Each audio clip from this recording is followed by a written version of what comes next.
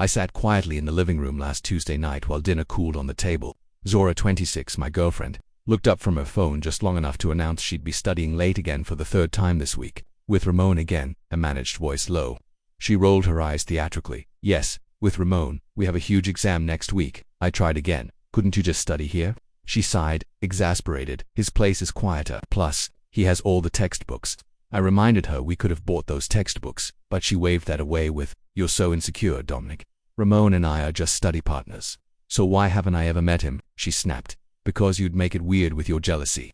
My tone calm. I said, "Asking to meet your study partner isn't jealousy." She insisted it was. We'd been together 2 years, living together for 6 months. She was in her final year of law school, stressed about the bar exam. I understood, but there was something off about this Ramon situation. And then I asked quietly, firmly, "You're right, this is the last time." She looked at me, realized I meant it. "Then so can I go now?" I nodded. She kissed my cheek, barely, and walked out. I watched her drive off in the car I'd helped her buy when hers died.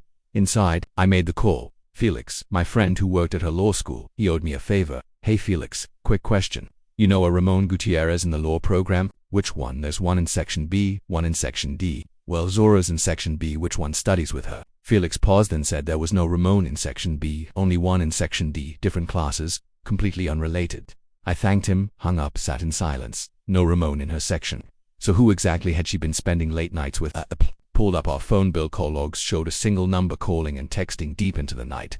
A reverse lookup. Ramon Gutierrez, marketing manager at a tech startup. Graduated 3 years ago, not a law student. Ramon, I didn't confront her. I didn't send angry texts. I started planning a quiet exit. Next morning, she acted normal, complained about exhaustion from studying. I made her coffee, wished her luck.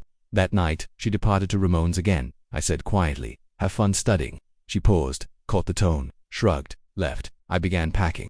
All the lease was under my name. She'd never officially been added. I photographed everything I owned: furniture, electronics, kitchenware purchased with my money. I'd tracked every expense since she moved in. 6 months, $14,000. Thursday, she didn't return. At 3 a.m., a text, "Fell asleep studying. At Marcy's, love you." I messaged Marcy, "Everything okay?" She said Zora was staying there but refused to elaborate. Screenshot saved. Friday morning, she came back to change clothes. I asked how studying was going. She said Ramon thought she needed more time. I replied, calmly, "Actually, I'm going out of town fishing with the guys." Her face lit up. She practically beamed, sure she'd have Ramon all weekend. But I didn't fish. I went apartment hunting. I signed a lease on a 1-bedroom near my office, available immediately. Saturday, while she buried herself in textbooks, I packed hired movers for my furniture, packed essentials, left all her things untouched. On the kitchen counter, I placed 2 items, a printed spreadsheet listing $14,000 in expenses I'd covered, and a handwritten note. "Zora, your last jealous boyfriend has moved out. The apartment is covered through months, and after that, it's on your. Maybe Ramon can help, since you spend so much time studying at his place. Good luck on your exam if it exists. Dominic. P.S. Marcy says hi." Then I left. Sunday evening, my phone blew up. "You do? Where is everything?" I replied with a single text, "Studying for my own future. Don't wait up," and blocked her. Monday morning, I woke up peacefully in my new apartment. Coffee. Quiet space. Zora's phone exploded with messages. "It's a misunderstanding. I can explain. You stole from me. I'm calling the police. I only took what was mine." Tuesday, her sister Willa called, hysterical. When I mentioned Ramon wasn't even in her law section, Willa was stunned. She'd believed Zora's lies. Wednesday, she showed up at my office. Security escorted her out. She screamed my name, but I didn't respond. I watched from the window as she was removed. By Thursday, truth spilled. Marcy confessed she'd been helping Zora as an alibi, not an actual study partner. She said Zora planned to move out after the bar exam, use me financially until then. She knew about Ramon months ago. She'd watched me pay $14,000. Zora sent a legal threat via law school friend claiming unlawful eviction, joint property theft. But my cousin, an attorney, reviewed it. No lease, no shared assets. I'd given notice. Zora was a guest, not a tenant. I responded with clarity. She had until month's end to leave.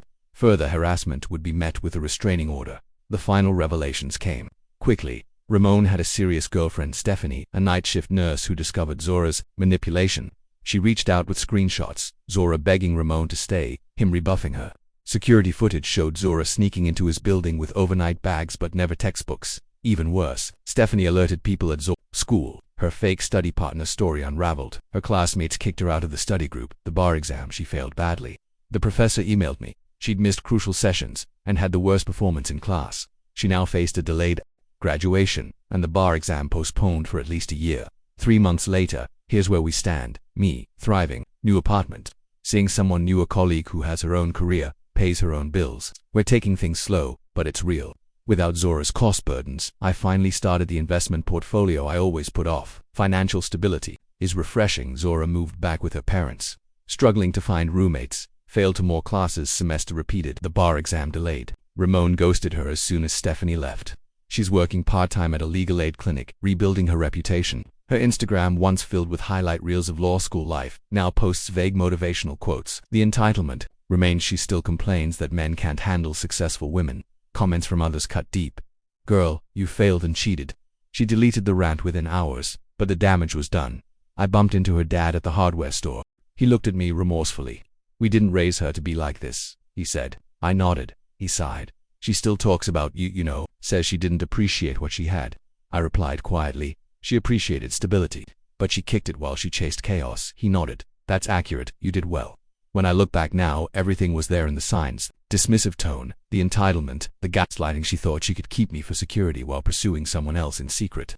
That final speech I gave wasn't jealousy. It was a matter of respect, and she had none. Felix's one answer no. Ramon in her section started the domino chain. The truth unraveled fast. The apartment emptied. Marcy's confession. Her law school hearing. A ruined reputation.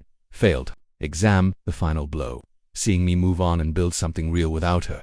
That insecure, jealous ex turned out not to be broken, just finally brave enough to walk away. And the exam she failed while playing emotional games with Ramon and me. Justice, scripted better than fiction.